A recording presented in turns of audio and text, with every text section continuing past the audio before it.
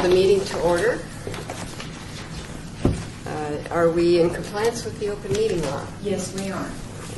And I will do the roll call. Thank you. Okay. Chair Wright. Present. Vice Chair Soto. Here. Commissioner Billis. Absent. Commissioner Hodge. Here. Commissioner Plank. Here. Commissioner Arnold. Absent. Commissioner Levine. Absent. Commissioner Beck. Here. Commissioner Hotchkiss. Absent. Commissioner Newman. Here. Commissioner Rooney. Here. Commissioner Surface. Here. Thank you. We have a quiet second. You didn't call me. Commissioner, I didn't? Yeah. Commissioner White, I'm sorry. Okay.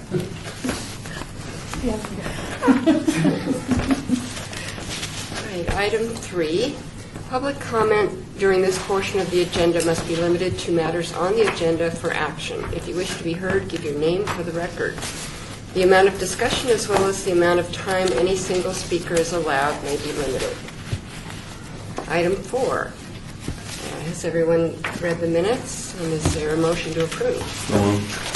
Actually, I don't think those were ready and they were open in I didn't find my. Everybody had it. Yeah. I didn't read them. Do you still motion for a variance? Did you Yes, motion for it? that's my motion. Okay, thank you. Now, second? Is there a Aye. second to the motion? All right. All in favor? Aye. Oh, motion carries. Item 5, HPC 51198, abeyance item. For possible action regarding additional language regarding disclaimers for grant products, changes to the allowable costs and eligible applicants for the Historic Preservation Centennial History Grant application. The Commission has requested revisions to the Las Vegas Historic Preservation Commission's Centennial Legacy Grant Program application regarding disclaimers for grant products, changes to the allowable costs and eligible applicants. The following changes regarding eligible applicants are submitted for consideration. On page 2, under evaluation criteria set number 1.5, the applicant must be able to meet all reporting requirements and provide final copies of all grant funding product by the termination date as stated by the funding agreement. On page 4, who may apply has been changed to government and quasi-government agencies, schools, universities, and registered nonprofit corporations whose missions are to preserve or conserve historical, cultural, and archaeological resources within the boundaries of the city of Las Vegas or that have demonstrated historical significance to the city of Las Vegas. Also, I wanted to add to that, in last meeting, or 2 meetings ago, we had a question about this eliminating the private property owners as possibly eliminating the ability to provide small grants to private homeowners. We've decided to do a completely separate grant application for that. So that separate grant application would be able to go toward to historic property owners if approved by the Centennial Commission. The following changes regarding allowable costs are submitted for consideration. Acquisition was removed. Publishing requirements, this is additional language that applies to applicants who are possibly looking to get funds for a book. Published materials may not be sold, and priority will be given to nonfiction material related to the prehistory and history of the city of Las Vegas. The following changes regarding disclaimers for grant products are submitted for consideration. Under page 4, restrictions and requirements, the following language was added. A mandatory disclaimer for grant-funded projects. All final grant-funded products must include the following disclaimer in some form before awardees can be reimbursed. This brochure has been financed in whole or in part with funds from the City of Las Vegas Historic Preservation Commission Centennial Legacy Grant. The contents and opinions, however, do not necessarily reflect the views or policies of the City of Las Vegas, nor does the Historic Preservation Commission guarantee the historical accuracy of the content of grant-funded projects. And this, in part, was taken from the National Park Service language that we have to put on our products that are funded through the State Historic Preservation Grant. The part at the end about not guaranteeing the historical accuracy of the content was added. And staff recommends approval on the language. I have one minor comment. Okay. On the first page, under page 2, evaluation criteria, on the second line, should it be all grant-funded products? Sure, yeah. Thank you. Does this in any way conflict with the Centennial criteria? The Centennial Commission's criteria? I mean, in some ways, it should really be a mirror of what. Yeah, they're almost exactly the same. I don't remember specifically, but I can find out. Is that important or required, or that we? No, it's just any changes have to be approved by the Centennial Commission. Okay, so this, if we approve this, then before it becomes part of our system, it would go to the Centennial Commission. They would look at it and say yes or no. Correct, and that will go also with the draft for the grants to private property owners for bricks and mortar projects. When I David? first sort of brought this up a while back,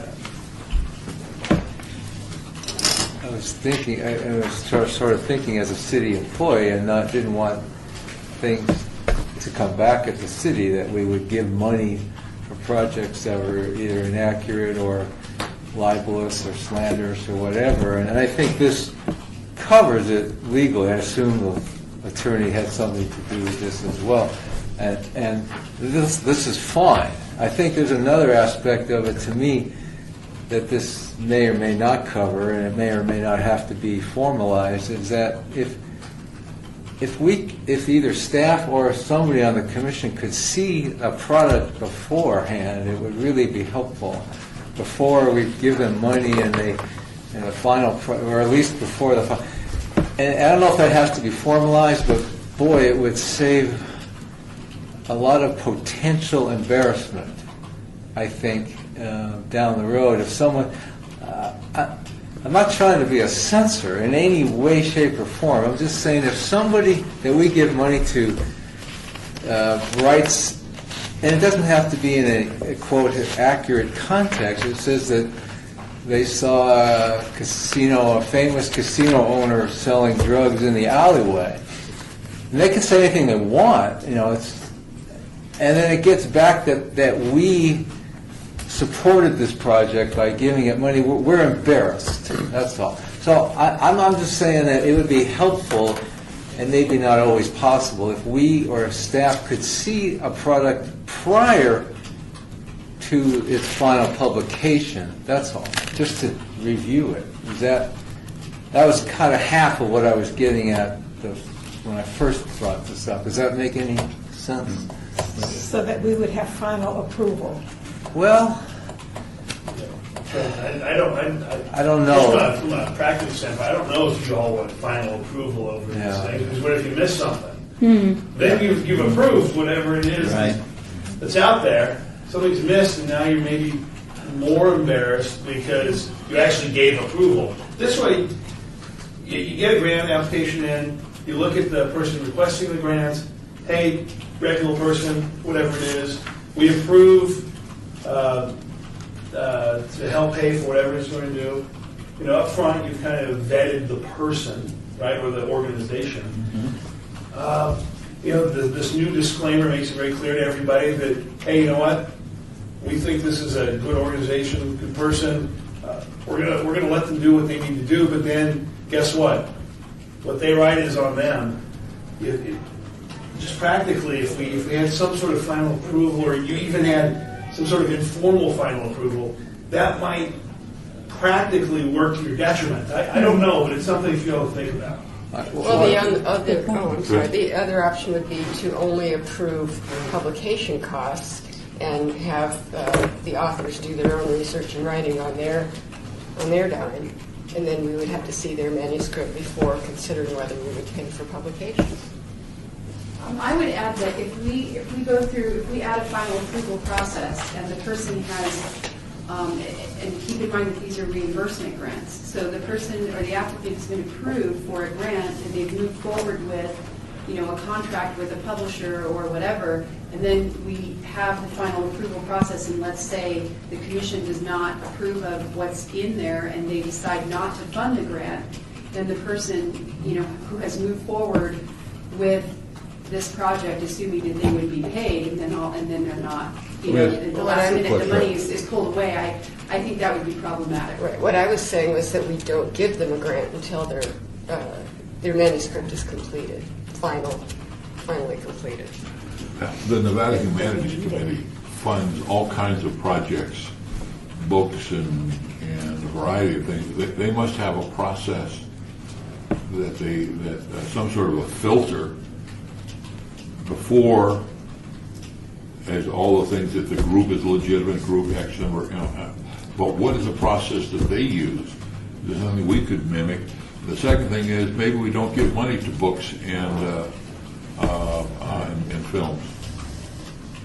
I mean, there's two ways to do it. We just don't do it because it has all kinds of pitfalls and landmines. As David points out, somebody, a well-meaning group, all of a sudden could publish, what Courtney Mooney does in her spare time. Very boring. It would be well read, though. I don't. It's tough. I mean, I'm not asking for a final approval. I'm just saying, even as an informal policy, if somebody could look at it first, it would be helpful. That's all. But I like the idea of not funding it. Doesn't it become a matter of opinion? And who, nothing against Bob, but I'm sure Bob could be wrong in his recollection of history or something. And I guess to me, it was a hypothetical. But to me, and I guess having to have professional liability and all that sort of fun stuff, my concern is more a matter of negligence on the person's part. And if there's negligence shown, whatever funding is provided needs to be returned. Interesting. Yeah, we're talking about maybe changing terms of the grant award. That's certainly something you all can talk about. And if it's something you want to do, I can work and we can come up with some language for the grant award. That would be part of the grant award, right? So if we can show X, Y, and Z, then guess what? The money you were expecting is not coming. They know that up front, and that would be okay. We couldn't just drop that bomb on them at some point without telling them. So there would have to be something in the grant award, letting them know your funding is contingent on not 2 things or 3 things, like finishing, but then also making sure that the work doesn't have something, and I can't describe what you're talking about, but these things. I would also say, since I'd say one last thing, I'm sure this board, like you mentioned, wouldn't censor a work, and you wouldn't want to. That doesn't. These words live on once they're in your program documents, and it might allow for a different board or different people to decide they want to censor. I'm reminded of our dispute over the first folks that saw the ballet. I'm not making light of the dispute. I'm just saying I know there was a dispute over that. It's coming back again today. Oh. So, well, we're going to figure it out. My point is, See what you wish for. A board could use some sort of technique with the contract to try to change what might be said. So anyway, it's something else just to consider from a practical standpoint. I think we should use the same rules as the Centennial Commission. If I do an oral history project that's funded by the Centennial Commission, and I get oral histories that are derogatory toward the city They don't say anything about that. I mean, they think that I'm going to use this money wisely, collect good oral history, but I can't help it if someone says something that is derogatory and I go ahead with it. I think this money, yes, but this money comes from the Centennial Commission. So why don't we just use their same guidelines? Well, I We think don't they have look, yeah, and I think they look to us for some guidance. For example, I'm not sure, I'm going to suggest that we drop on page 4, publishing requirements, priority will be given to nonfiction material. I don't think, I will not vote for somebody's novel. I'm not going to vote for somebody's political position paper. I think we should only publish nonfiction. I mean, I think if that's the category, nonfiction, it gives us some focus on what we're doing. I can't imagine saying, I'd like to read your novel, but I'm not sure that the city should pay for it. Mm-hmm. What about the idea you brought up earlier about maybe we shouldn't be in the business of funding books? Maybe this commission shouldn't be in that position. I'm not saying yes or no. I'm just saying it's something to consider. That's hard. Yeah. I work with the University Press Editorial Board, and in the past year, we had a book come in, and it was the first time in years there was a book that contained very objectionable historical material. May or may not have been true. The author claimed it was true. But basically, it was bad enough that the board members were saying, we'll quit if the press goes ahead with this. And I think that if I hadn't had that situation happen, I wouldn't have related as well to your concerns. Yeah. But I saw it happen, and it was a great book. 90% of the book was wonderful, but 10% would have just been horrible to have out there under the press. And so I can see that a book could contain things that people would find would create great furor in the community. There's that potential because someone has a bent and they really believe in that view. Our mission is if they prove it, though, if it is indeed fact, just because we as a board or we as a city don't like it, I don't think we have the right to deny it didn't happen. You know, I think the idea of supporting fiction is correct. We're not fiction. But if something happened, I think we almost have an obligation. You know, if it's being brought out to publish it, who are we to say, you know, slavery, I don't like it, we'll just ignore it? I agree with you, but in this case I'm talking about very salacious rumors about political figures. And Or not rumors. yes. But But it was, you know, so-and-so told me that this happened 15 years ago on Maryland Parkway. I mean, it's that kind of stuff. And yes, it was, but there was no way to prove it. You know. Anyway, just that experience has put a caution sign up for me. But in that case, Colleen, you had the ability to look at the finished book, right? Is that what they were reviewing? We were looking at the proposed manuscript. Oh, okay, but it was detailed enough that that Yes. information was in it. So, because sometimes it seems like we've been just giving people a blank check without really knowing what they're going to produce. So I don't know how we walk this line because I agree with you, you know. Well, I agree with you too, except that we have done what you said we shouldn't do. We've done that. We opposed those fun facts that were downtown. And when you say, who are we to decide? Well, this is what we do. This is what our mission is to keep the history accurate. And so we have done that. So, I mean, in a sense, that's what we're here for. You know, we certainly have an equal voice. And if we know something is wrong, I think we have an obligation to say that just as well. But again, if there's documented history, if it's provable, you know, and obviously word of mouth, third hand is a little tough. You know, and I guess, Bob, in the state of journalism? What do you need? Well, I mean, it depends. It's different for a radio and television station than it is for a newspaper, than it is for a magazine, than it is for a book.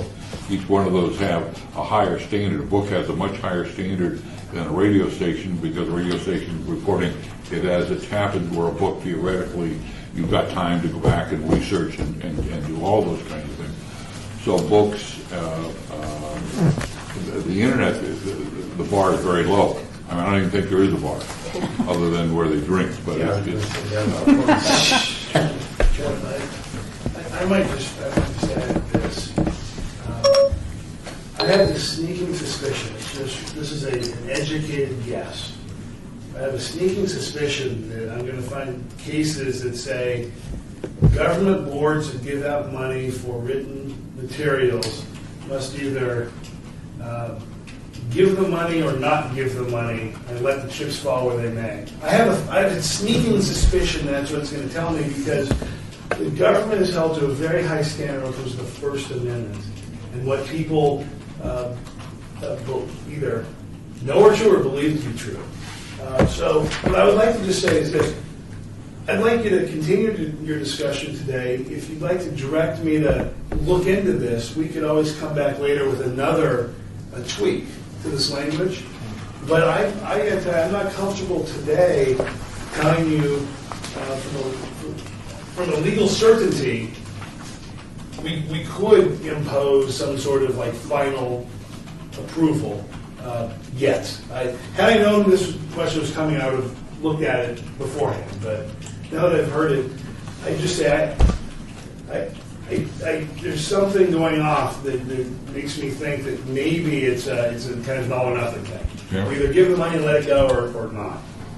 And maybe the disclaimer is enough, you know. I don't know that it is or isn't. I'm not saying that I'm right now. I'm just telling you I've been doing this long enough to kind of trust my instincts. I'd like to take a look at it before we I make a motion that we do two things. One is that we find out what the Nevada Humanities does as far as their criteria, their process for printing, as well as the university press. What are those two processes? And then secondly, part of the motion would be to have legal counsel look into what are the legal guidelines that government bodies have in overseeing the publication through grants, publication and or films, or however you want to do that. Is there a second? I'll second. I just want to make one comment about what our attorney said. I think we do have an obligation to make sure anything that we fund is accurate, and I don't think that's censorship. On the other hand, we're going to get authors that say, well, that's my opinion, and that, but it's still, they're not entitled to their opinion if it's something wrong. So, but I don't think it's an all or nothing thing. I think we do have that obligation. So it might be, given that we're a city entity, we might have to get out of the book publishing business. And there are cases where two historians can disagree and both be right. Not, well, Yes. not on facts. Yes. I disagree. As a historian? Yes. They can't both be right, they can disagree. No. Well, yeah, they definitely do disagree. And they can both show you primary source documentation that they're each right. So I just want you to know that. Be wrong. There's no, okay. But, gentlemen, I would also, with regard to the motion, you provide some direction. Were you going to make a motion with regard to the item, this item itself, to approve, to obey, to do something with the item? Personally, I think this is fine as far as goes. I mean, it covers some things that are of concern. The paragraph that says do not reflect and all that, I like that. I'm just saying it might be some other issues too to deal with. But I'm just speaking for myself. I like that paragraph. We call for the question. Excuse me, Commissioner, I think we need a motion to either approve or act on this item, and what you recommended was more like direction to staff. I'm wondering if there was anything, that my question was, is there anything more? you There want to can add? be, right after this motion, we vote on this motion, and then we can also have another motion to hold this in abeyance. Oh, actually, This was that's not an open meeting law On wise, the this is agenda. part of that, that could be part of one motion, but we don't have two action items on the agenda, so. Right. So your direction has been noted, that doesn't necessarily have to take the form of a motion, but the motion should include something that has to do with this item. I'm sorry to be so nitpicky. Right, so we need to either make that a direction of the staff or include that in a Well, just- motion. You can amend your motion to include whatever you want to do on this item. Do you want to do that? I'd like to amend my motion to call that we hold this item in abeyance until the research is done by the attorney and the You'll get it next time. Historic Preservation Office. That would be my amended motion. And I will, second the amended motion. Any further discussion? Okay, all in favor? Aye. And that was all yay? Yes. Motion carries.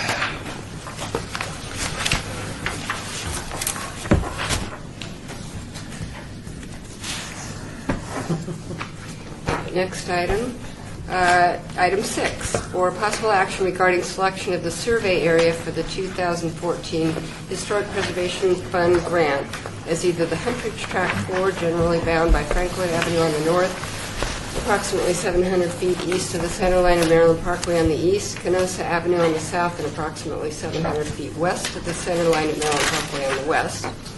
The McNeil neighborhood, generally bounded by West Charleston Boulevard, Cashman Drive, West Oakey Boulevard, and South Rancho Drive on the north, west, south, and east, respectively.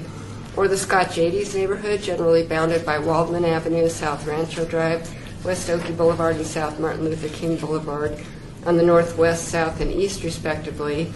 Glen Heather neighborhood, generally bounded by West Oakey Boulevard, South Rancho Drive, Glen Heather Way and Loch Lomond Way on the northwest, south, and east, respectively. Any discussion? For the 2014 Historic Preservation Fund grant, staff is requesting that the HPC provide guidance to which neighborhoods will be surveyed. Last year's survey for the 2013, we have not started the process yet, but the HPC approved the Huntridge Tract 3, which is on the back of the backup material. It's the last page shown in blue. And the commission could vote to move forward with Huntridge Tract 4 and eventually Huntridge Tract 5 if that's their wish, and finish out the Huntridge neighborhood. Some other options are Glen Heather, McNeil, and Scott Jades. Just as an aside, I've spoken with the neighborhood planner for these neighborhoods, Glen Heather, McNeil, and Scott Jades, and she has not heard any discussion in the neighborhood meetings about historic district designation or a wish to have their neighborhood surveyed. Of course, the folks that show up at these meetings aren't everybody in the neighborhood, but that's just what was communicated to me. And the Huntridge folks have shown interest. So that's kind of where we are with the ranking. I did have, Bob? Huntridge 4, is there a true Huntridge area? I mean, I'm not really trying to phrase that. The map shows it all going all the way out to East Oakey. I always under the impression that the Huntridge area was east of Maryland Parkway. Are these contemporary with the original Huntridge? Yeah, Huntridge existed on both sides of Maryland Parkway. All the way to Oakey? We have separate neighborhood associations, Huntridge and Huntridge East, or Huntridge and Huntridge West. But yes, all the way down to Oakey, and pretty much everything that's shaded here are actual Huntridge houses, and the houses are... Well, we're talking about the green area. What about the green area? I don't see green. Okay. Which is one? Which one's green? Huntridge Tract 4. It's down here. Oh, no. Well, that's not. Those are not Huntridge. South of Oakey. Only a few houses on the north, on the south side of Oakey, and I think maybe four houses south of Oki on 11th Street actually constitute Humbridge. I mean, I don't have a problem, I just wonder how these areas were just drawn, because it's clearly, this side of the street, and I mean, how are the green?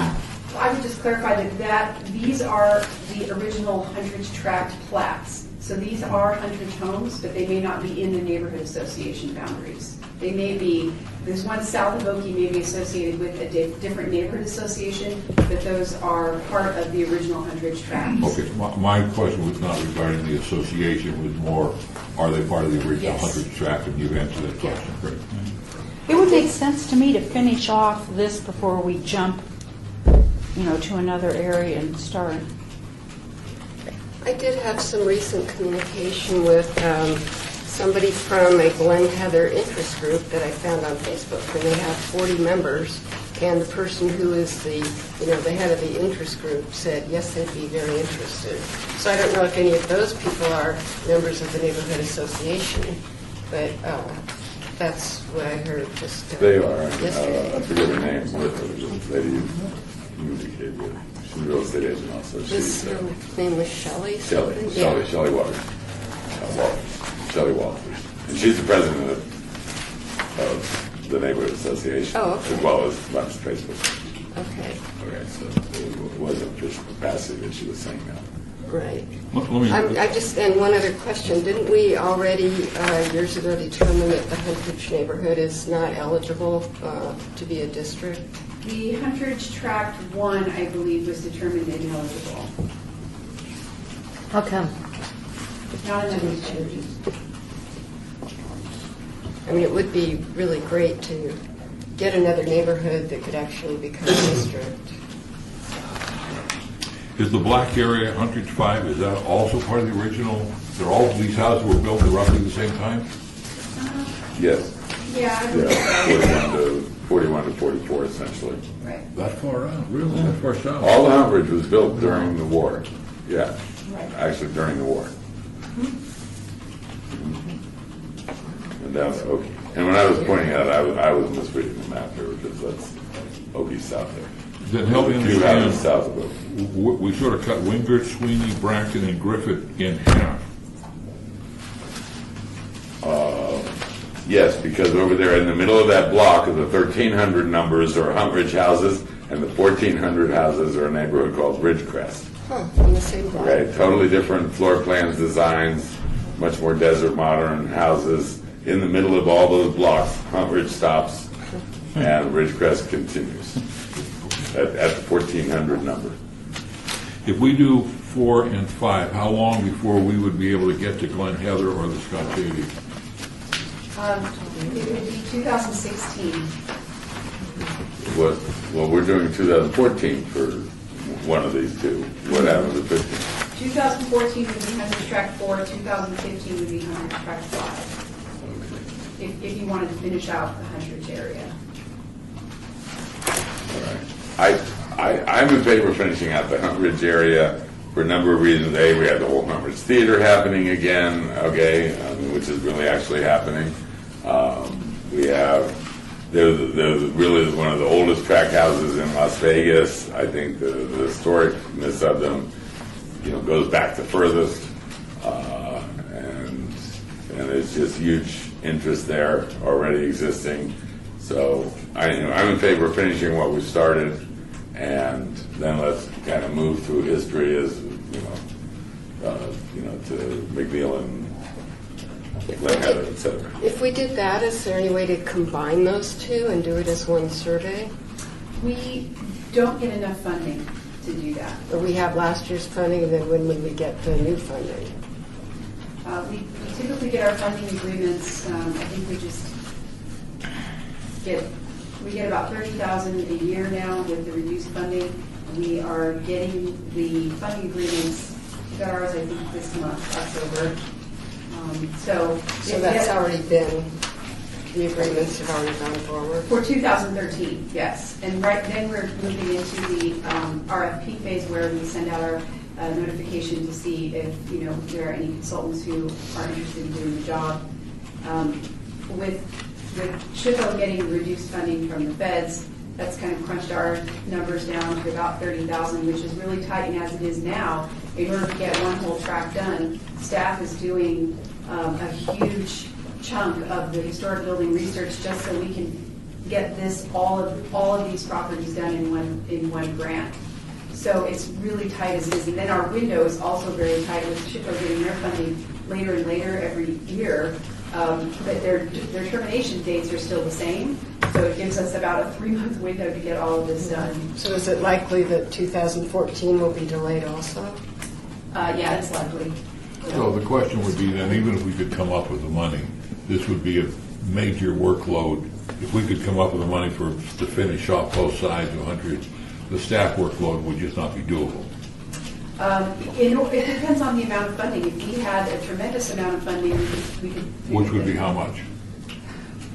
I'm thinking $100,000 to do both of those, because it's typically about maybe 80,000, because what we normally are getting are $40,000 and $45,000 to do these surveys, and that's for one track. So to do both of these would probably be about $80,000, and then it also depends if you have a chunk this size. You need a bigger firm with more people who can get it done in that 3 to 4 month window. So on this side, we've done Beverly Green, John S. Park, and 3 parts of Huntridge on this side of We're about to start Huntridge Track 3. We have only done the Huntridge Track 1 and 2 in that the red portion there. Right. That's all we've completed so far. But on this side of the city, we've also done John S. Park and Right. Beverly Green. They're all in Southbridge and the Southbridge. Okay, so, and they're all on that side of the tracks. Yep. Well, we've done some downtown survey, a couple of Fremont Street surveys that are included in this month's packet. Where I was going with that question, Chair, is do we think we have enough, we can make a case to the Centennial Commission to go back and ask them for special funding to wrap this up and maybe use the city or the state money to do one of the smaller. Does that mean that that's Centennial money for the West Side School? Well, the West Side School is sucking up an awful lot of that money that's in there, but yes, potentially, yes. Isn't it about done? Yes. It doesn't look like it to me. And there are lots of projects in this community that needs, we all have to share. I agree, and I think it's time for the West Side School to be finished. So the question is whether or not we think that we have enough, or whether we just keep going and Glenn Heather and Scott Cheney can wait. I mean, if there's... The neighborhoods aren't going anywhere, Yeah. so. You don't know that. If there was some development You can see. pressure, I might, yeah. The freeway might eat them. Well, I mean, I think you're right. This map is only part of it, because you take Beverly Green, you take all this stuff. This really, we have really done this area here. And let's finish it. What? Let's finish it. So she wants to. I agree Does with you. that neighborhood association encompass all of the tracks of Huntridge? There's 2. There's the west and east. 2 neighborhood associations. Okay, so west is 1, 2, and 3? West is west of Maryland Parkway, and east is east of Maryland Parkway. And so which goes in which? Because I'm confused. Split right down the middle. It's not, the neighborhood association boundaries are not exactly the same as the tract boundaries. And the people, do we know that the people in 4 and 5 are supportive and interested and want to help and want to... I have just spoken to the neighborhood association presidents who said that they have interest in pursuing the survey. So it's the question whether we fund the rest of Huntridge or do the McNeil or Scott Cady.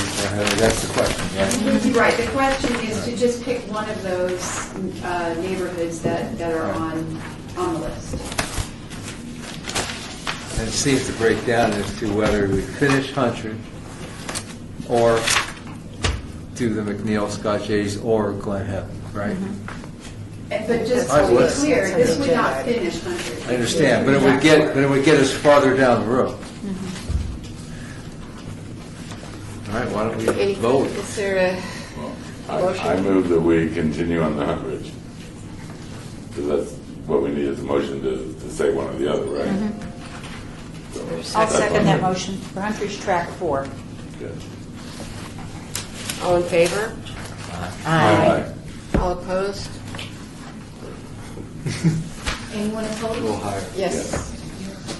And no. You can't vote.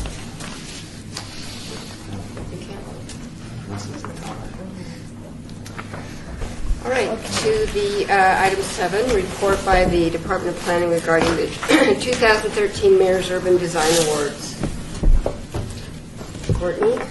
It's that time of year again. We are looking for nominations for the Mayor's Urban Design Awards. The nomination form that you have attached to your staff report has been updated, and I passed that around. It includes descriptions of the different categories. It also includes the judging criteria and guiding principles, which I think would be more helpful for people who are looking to submit a nomination. The forms are available at lasvegasnevada.gov/MUDA, and the deadline is November 4th.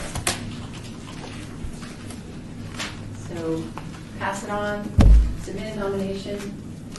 Is this new construction or? It has to be completed within 2014, except for obviously the historic preservation category, which if it's a rehab, it would have to be completed this year, but obviously the building would not be.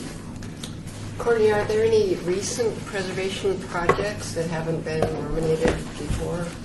Lorenzi Park, would that qualify?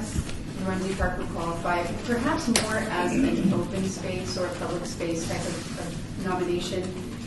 There was not, well, no, I take that back. They restored the lakes to Twin Lakes, and What about the banners? They built the band shell. Yeah, the banners. Banners. Banners might actually even be fall into the public art category. Some of them kind of, can qualify for both. They have to be completed within the city of Las Vegas and within 2013. Completion date has to be 2013. I'm sorry? Completion date has to be Right. in 2013. December 31st. So they could be doing their ribbon cutting on New Year's Eve and it would qualify. Okay, thank you. Item 8, report by Department of Planning regarding the City of Las Vegas Historic Resource Survey and Inventory of Downtown Las Vegas, 2002, and Fremont Street Pedestrian Improvements, Cultural Resources Inventory and Evaluation Report. The commission has requested a summary of findings from reports that were completed on Fremont Street or included a portion of Fremont Street. And the city contracted 2 reports. In 2002, the City of Las Vegas Historic Resource Survey and Inventory of Downtown Las Vegas was completed. And in 2006, the Fremont Street Pedestrian Improvements Cultural Resources Inventory and Evaluation Report was completed. The findings of the downtown survey were that the motor port hotels of Fremont Street, which were located east of Las Vegas Boulevard, be selected for further study and possible multiple property nomination for historic roadside hotels on Fremont Street. And an additional recommendation was made for further study and possible nomination of an historic district along Fremont Street from Las Vegas Boulevard to 7th Street. In the Fremont Street Pedestrian Improvement Study, 3 resources were identified as being of potential historic interest, including the area of Fremont Street from Las Vegas Boulevard to 7th Street, which is the same as the other report, the same findings as the other report. The Fremont Medical Center at 520 Fremont Street, which is now the Beat Cafe and Emergency Arts, thank you. And the El Cortez Hotel and Casino at 600 Fremont Street, which you know is listed on the National Register now. These were formally evaluated using the National Register criteria for evaluation, and it was determined that the East Fremont Street District is not eligible for National Register listing, but may be of local interest, and that 520 Fremont and 600 Fremont were eligible for listing on the National Register. There were some additional surveys that were completed, not contracted to the city, and they may have had one or two properties from Fremont Street included in those surveys. However, no determination of eligibility or recommendation for historic designation was made as part of those surveys.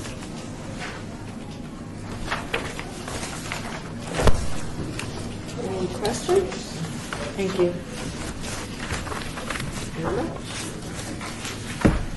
All right, then, item 9, report by Department of Planning regarding activities for the 2014 Historic Preservation and Archaeology Month. May 2014, and annually, is National Preservation Month. Also coming up this year, starting in October of this year and ending October of 2014, is the 150th anniversary of Nevada's statehood, with several events happening associated with that. They are the signature events and the official Nevada 150 events. Locally, for Las Vegas Historic Preservation and Archaeology Awareness Month, in the past, we have had free passes to local museums. We have had, maybe a day where we've had a site visit or a tour or lectures presented at local museums. Staff is working with the Nevada Humanities again this year on a possible historic food and architecture tour of downtown Las Vegas. Hopefully we will have some cost estimates for you at the December meeting to take a look at. The Historic Preservation Commission Annual Awards for Excellence in Historic Preservation, Colorado Days, the Historic Preservation Month Proclamation, all of those have been part of the annual Historic Preservation and Archaeology Month in the past. There's no action required, but I just wanted to start the discussion about events so that we can perhaps get started earlier this year because of the sesquicentennial. Any questions? I could say Lonnie Hammergren is holding his open house on the 2nd and 3rd again. If anybody didn't hear that, so it is going ahead again. Yeah, you have to pay to see that stuff. Yeah, $10 to get in. Item 10, report by Department of Planning regarding the status of the Victory Hotel located at 307 South Main Street.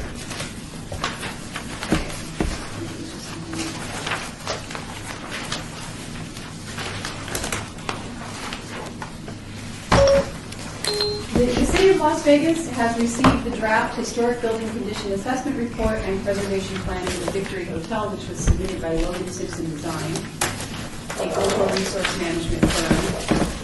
The report provides a determination of eligibility to the National Register of Historic Places, a condition assessment and evaluation of significant architectural elements, preservation recommendations, and cost estimates for a number of treatment options for the hotel. The final report was scheduled to be submitted October 21st, 2013. However, the consultants called and wanted to add a couple of what I thought were very good components to it, which I'll describe in a second. And so they're going to submit their final report on Friday. They have till end of day Friday.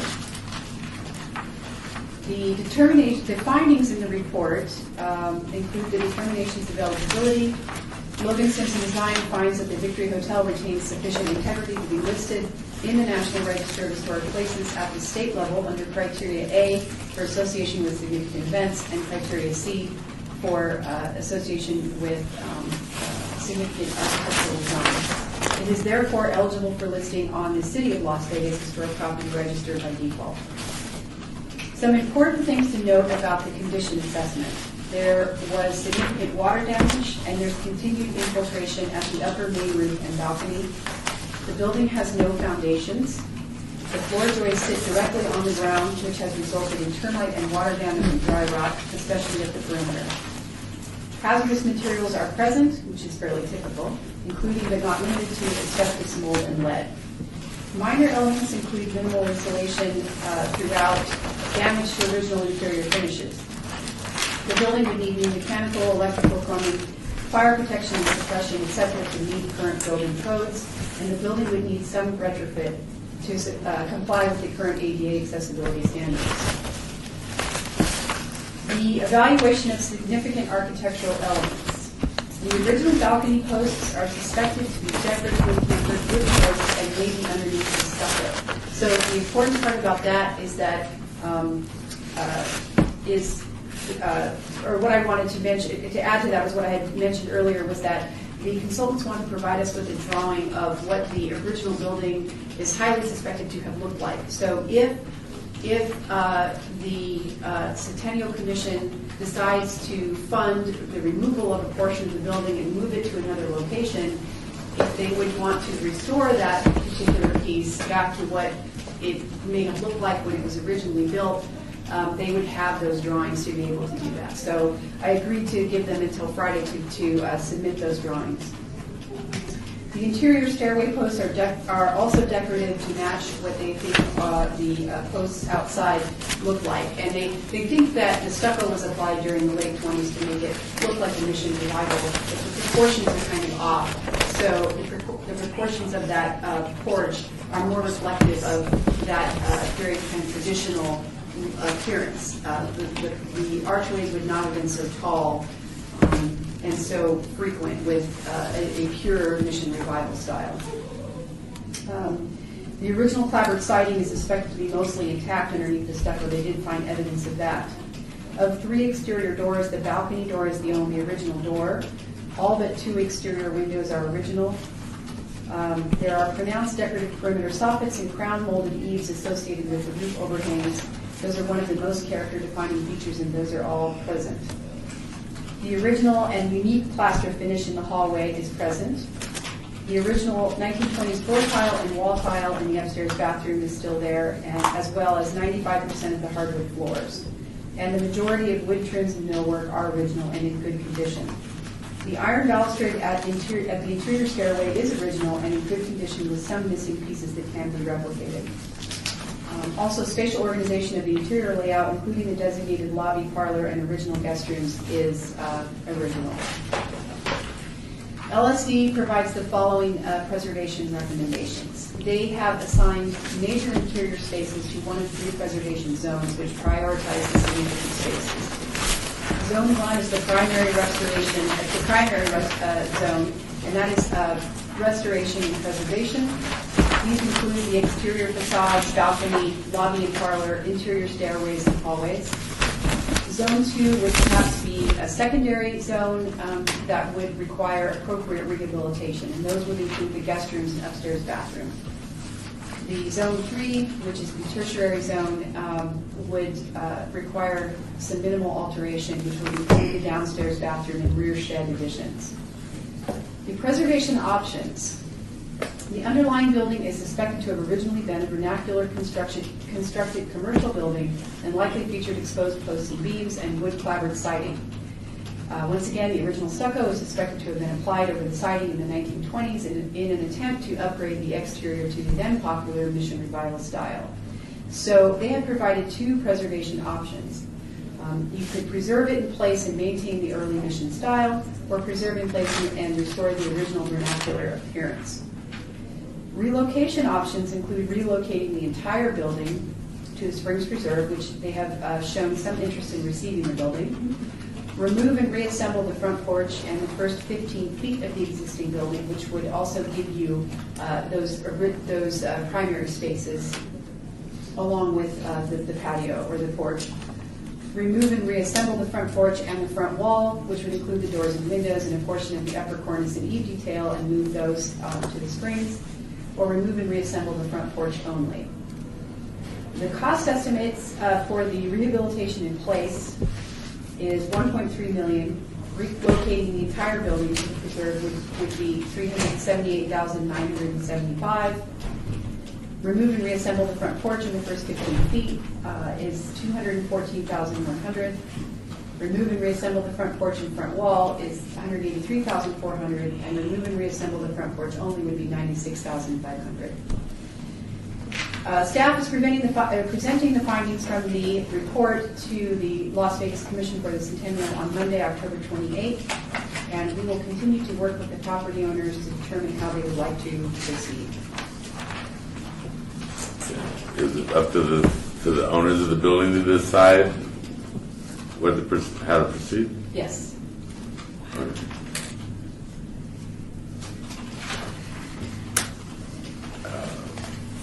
couple of questions about the report itself. Actually, there's many errors in the history part of that. How I submitted on September the 26th a list of recommended changes, and it goes back to something that Mr. Lewis, you mentioned earlier on page 4, again, the outdated issue of the inaccurate secondary sources being used, in this case, Bayer in 1971.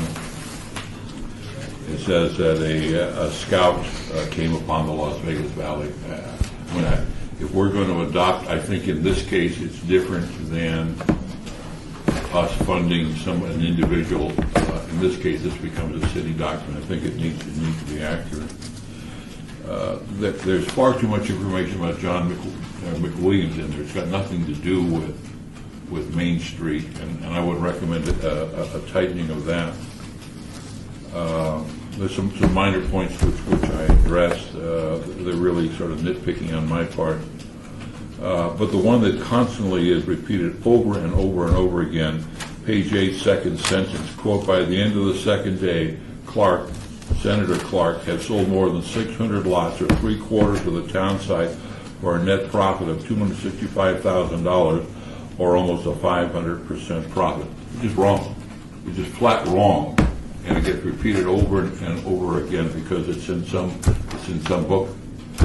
Historians like that fact, and it's just not correct at all.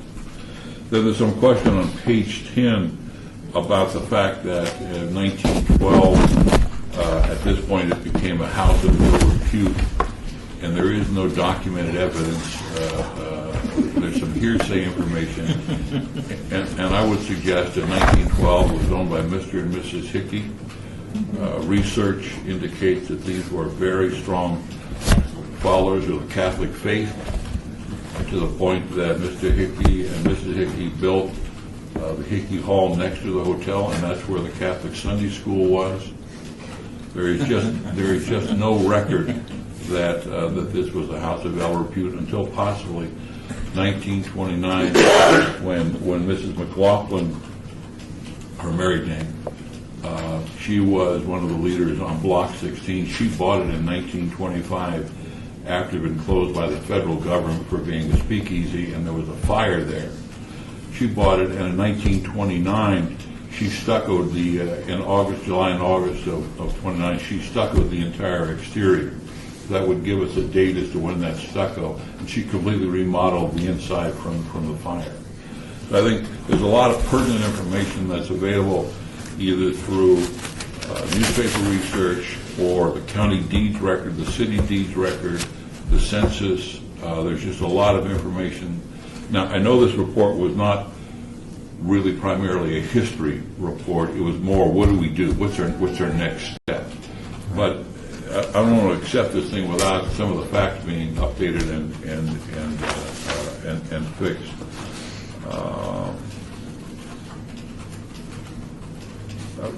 Beyond that, the actual ownership from day to day, from year to year, is available through the county. So who owned it? The newspaper records often say X, Y, and Z bought the place. In fact, what they did is they bought the lease. They just leased the place. So I think there's some wonderful opportunities to improve the history elements of that. As far as on the third page of your report, under cost estimates, it says relocate entire building to the Springs Preserve, about $379,000. While the first part says rehabilitation in place is about $1.3 million. The second number is only just to move it. It doesn't talk about the restoration cost, so there would be a restoration cost on top of that. And the same thing with each of the other ones. So I think we should add a line when we're talking to the Centennial Commission, the 398, even though it says relocate the entire building to the Springs Preserve, maybe they would just see that as the total number as opposed to just move it. So I would suggest maybe we just change the language a little bit so they would know that this is and will they get the final report on Monday? No. We will be receiving it on Friday, and so there won't be enough time to get it to the commission by Monday. Yeah, about 400 pages. Yeah, it's about 400 pages. Yeah. I wanted to clarify too with these cost estimates, because it will be going to the Centennial Commission, most likely looking for some assistance with the funding of this, that the costs that would be assumed to be associated by the Springs Preserve once the building is moved over there were not included in these cost estimates. So our cost estimate, if we were to, if there was a request from the Centennial Commission to relocate the building, Right. that's what that amount would be. The amount would then, it would then be up to the preserve to rehabilitate the building in place. Yeah, I'm just thinking any average person that would read this may not understand the fact that you're what you're saying. Well, that Courtney, applies to all. who would be asking to move it? It could be the property owners. Property owners would like the taxpayers to pick up the cost of clearing that land. Right, because then they don't have to pay for the demolition. Well, it'd be much of the, cheaper for them hazard to tear it abatement. down, though, than to move it, so, you know, it'd be much cheaper for them to tear it down than to move Right. it, so Right. that would be, if they're gonna do it, they're just gonna tear it down. Right, they just absorb all the cost of tearing it down. No, it's actually cheaper for them to have somebody else pay to move it. Sure. Because if they tear it down, they pay for hazard abatement, which isn't cheap, and then the demolition. Anyway, so what are we, what's our, this was just an update for us? No action on our part? Yeah. No action required. Do I need to make a recommendation on a motion on the facts material? There's no motion called for. We don't have it down as an action item, though. It's not an action item. Your comments were forwarded to the consultants to make those changes in the final draft. Who paid for this assessment? The Centennial Commission. By the request of this, Councilman Coffin for the, on behalf of the Centennial Commission. So it wasn't the planning department, it was Centennial. And we can't make the owner do any of these expenditures. It's simply up to the owner to do what he wants. Unless, Jennifer, unless we want to buy the site. You don't want to recommend to force something to happen. And that's not an action item, so don't even think about it. And even if it were on the city register, then we could only delay any demolition. We couldn't do anything else. Correct. But the owner still has to allow it to go on the city register. It requires property owner consent.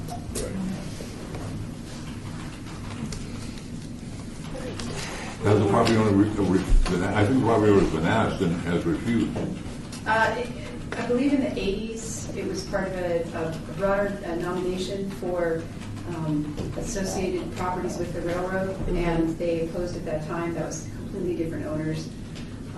The property owners, the current property owners, have expressed the desire to redevelop the site. Okay. That's their land. There's no further discussion. We'll go on to item 11. Report by Department of Planning regarding update on West Side School Restoration Project located at 330 West Washington.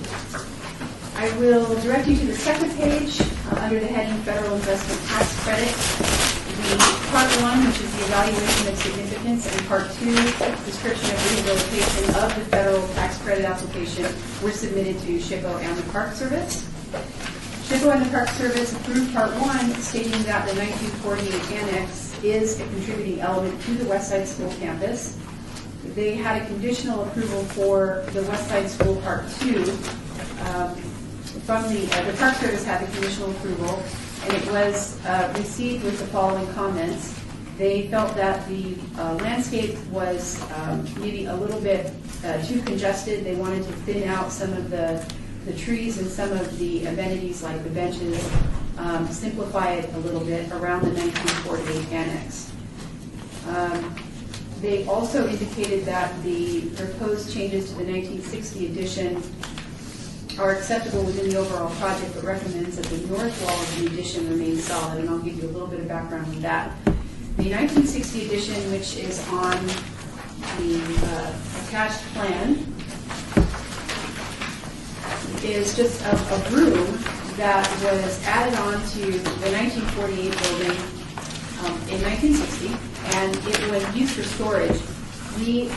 I spoke to a couple of alumni that reported that that was only a shed-type roof, that it was completely open and it had just columns at the corners, support posts at the corners, and it was used for storage and just random other uses that changed throughout the years, and at some point it was completely filled in. So what the design team wanted to do was remove those walls because that particular section is very unstable and it's falling away from the building. And they thought the best idea would just be to remove the walls, take it back to the way it was, and still use it for storage or have a plaza out there for seating, outside seating, not storage. The Park Service says that because we don't have any photo documentation of it ever being open, that they are recommending that the north wall remain solid and the rest of it could be open for outside seating. We were also proposing some railing on the 1948 annex on that south facade where it meets Washington, and that was not acceptable. And we may have something up there for during construction, however. And just a note of caution that they will be watching the windows closely, so that we must make sure that they match the original. Any comments? So in order to see progress, you have to go inside. Why don't I see progress when I drive over there? The project is sort of on hold temporarily. We have a pretty significant budget shortfall. So we are trying to figure out if we can phase the project into smaller phases. We're working with the Park Service to make sure that we don't have any issues with the tax credit application if we do phase the project. So that's kind of where we're at right now. I hope to have some decision before the December meeting.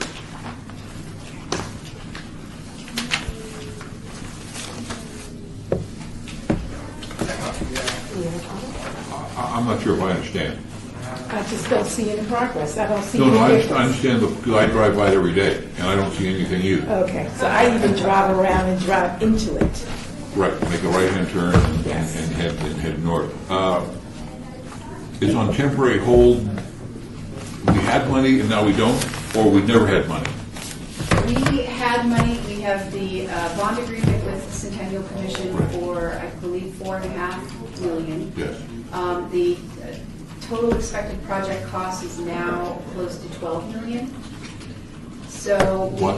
we have a pretty significant budget shortfall that we are trying to figure out where we can get the additional funding, if we can phase it, if we need to phase it. Some of these costs, we're going to have to go into the value engineering stage where we had a big, wish list that we need to cut back on, and that's in the process that we're in right now. Also, KCEP had a pretty significant wish list for their tenant improvements, and so we're working with them to kind of scale that down. So we're just in that process of redefining the scope. I'm sure I missed the jump. I wouldn't have asked the question if I had only gone from 4.5 to 12. When did that occur?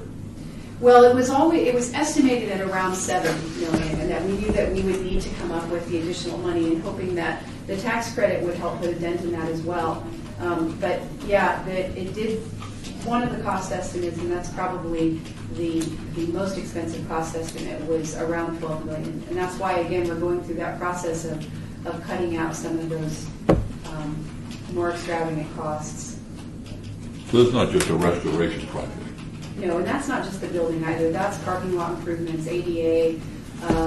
We've acquired a land to the east that it's also included in the project to accommodate new parking for whatever new use the building is. So across the street. Yeah, right. There's just a triangular portion there that was owned by NDOT. They gave us that, so I don't know the conditions of that agreement. I don't know if it was given or what. Okay. But that property, we now have that property, and so that's become additional parking.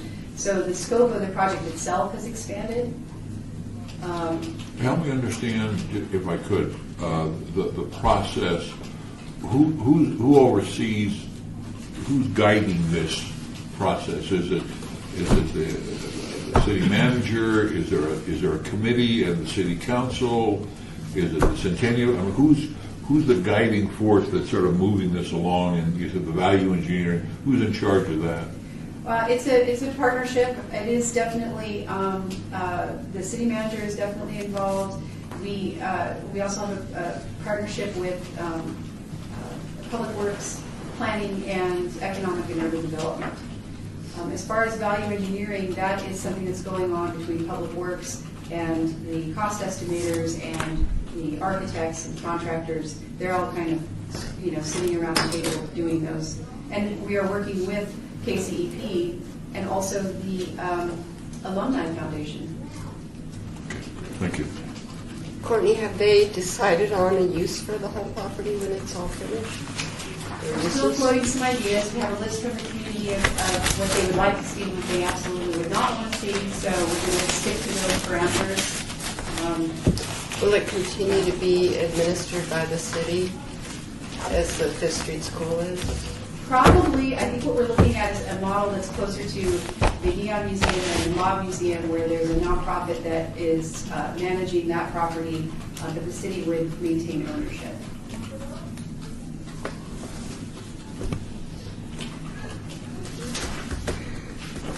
Okay.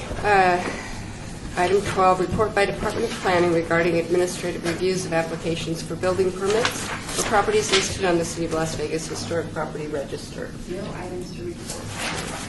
Item 13, report by Department of Planning regarding historic and archaeological resources in local media. Everybody see that? Okay. Item 14, report by Department of Planning regarding Historic Preservation Commission Centennial Legacy Budget. No expenses to report. Item 15, report by Department of Planning regarding project update list. The Morelli House plaque was installed. Yay! And that's right on the corner of 9th and Richard. And then we heard the Victory Hotel report today. Any idea what's happening at the S2 Gallery on Main Charleston? There's suddenly blue tarp awnings. It looks like the windows are being taken out. And bigger, newer, smaller windows or something are going in on the Main Street side. Don't know if they haven't applied for any type of entitlement. So if they have any permits, they've done this with the building and safety department. I don't know. Weird. Item 16, report by Department of Planning regarding downtown project list. We have 3 projects on the list that are coming up for the November 12th Planning Commission agenda. As has been our history over the past couple of years, these are all 3 liquor uses. We have the expansion of the bunkhouse property on 11th Street, project number 19. They are looking at expanding their operation. They've got a small building across the parking lot that they'll also be doing an operation out of there. We have project number 33, which is just kind of around the corner from the bunkhouse on Fremont for a 7,000 square foot tavern and using some of the outdoor area as well for outdoor dining and drinking. And then project 47 in the building that they call the Johnny Carson Motel. I don't know what the real name of it is. At Carson and 6th Street, looking to do a tavern limited establishment there in the retail space that faces there on Carson. Is that 50? Which number is that? It's project number 47. 47. Okay, we don't know what the name of that motel is? 124 South 6th Street. Okay. I refer to The sign says the John E. Carson, It says John John E. Yeah. Period Carson. and I would call it the Johnny Carson Motel. Johnny Carson. So those are the 3 new projects that we have coming up to our planning commission next month.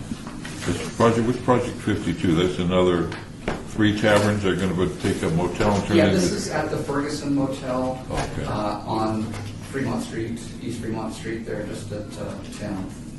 That just went to city council at the beginning of the month. The city council approved those applications.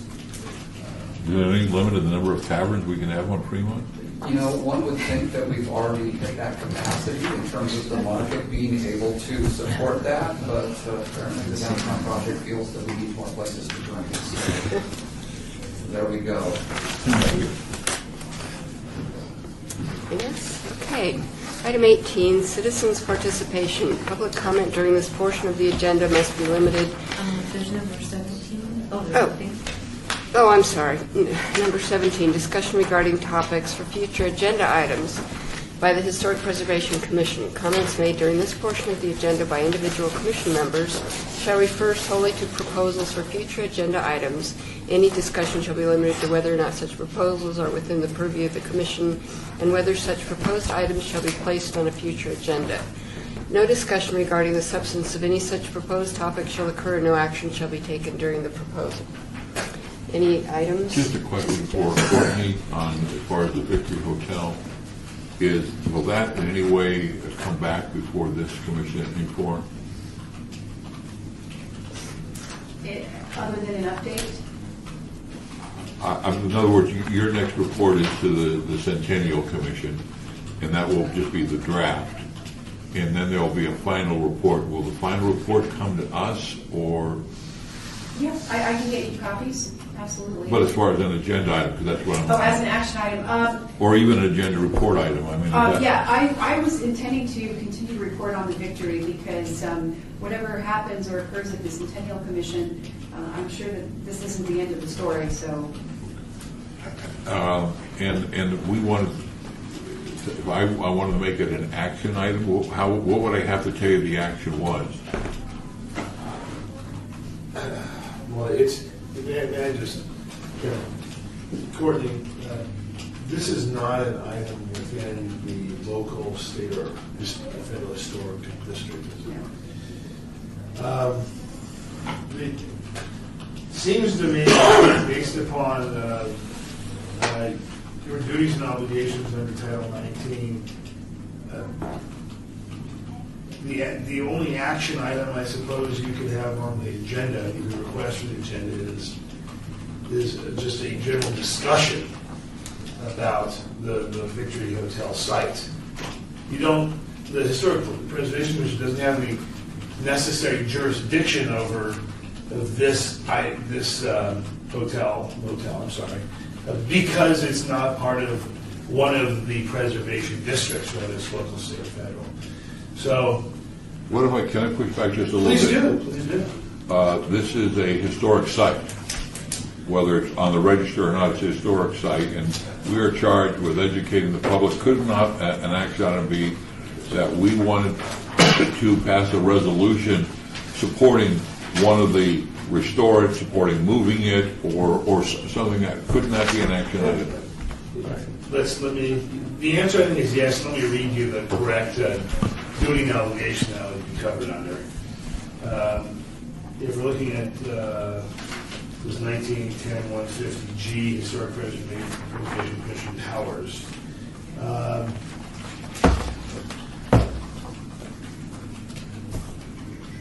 Making making recommendations to the City Council concerning the use of public and private funds to promote the preservation of properties and districts of the city, including acquisition of property or interest in property, maybe. There is a general catch-all as performing such other functions as will encourage or further interests of historic preservation. If this commission wanted to consider a resolution supporting one of the three alternatives, I don't know why that wouldn't be within your powers. I'd like to ask if we could have that on the next agenda. I was going to do this. Just a reminder that the next meeting is December 11th. And at 12 o'clock, I apologize. Didn't change my. Some future meeting, will we get an update on the Adobe at Woodland Park? We are applying for a grant. The deadline is November 1st, and I can update you as soon as I find out what the progress is on the grant. So if they've approved it or denied it or whatever. So it might be a few months. Okay. Nothing's going to happen until then. Is that all right? Yeah. Okay. Other than it could rain. Can I make a brief announcement? On November 16th, the Clark County Museum is going to unveil its restored railroad cottage after 10-plus years of working on it. And that's, I guess, all day. You'll have access to it. There'll be a little ceremony at 11. So everybody's welcome, anyone who's interested in the railroad cottage. 11 o'clock? Yes. Anything else? What's the date of November meeting? November 16th, Saturday. 16th. That's for that, and you're talking about the meeting? No, the meeting, our meeting. Oh, December 11th? December 11th here at noon. Okay, good. Holidays. Okay. Right, then, Public comment? oh, I thought I read that. Citizens' participation. Public comment during this portion of the agenda must be limited to matters within the jurisdiction of the board.